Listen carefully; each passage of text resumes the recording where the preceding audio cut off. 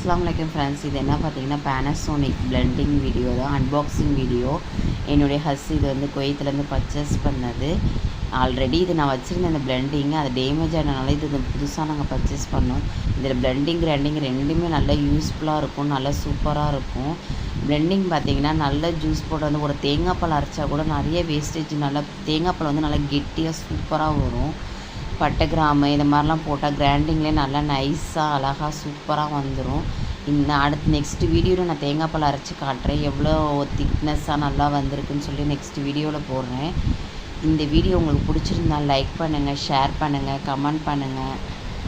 Okay, பாய்.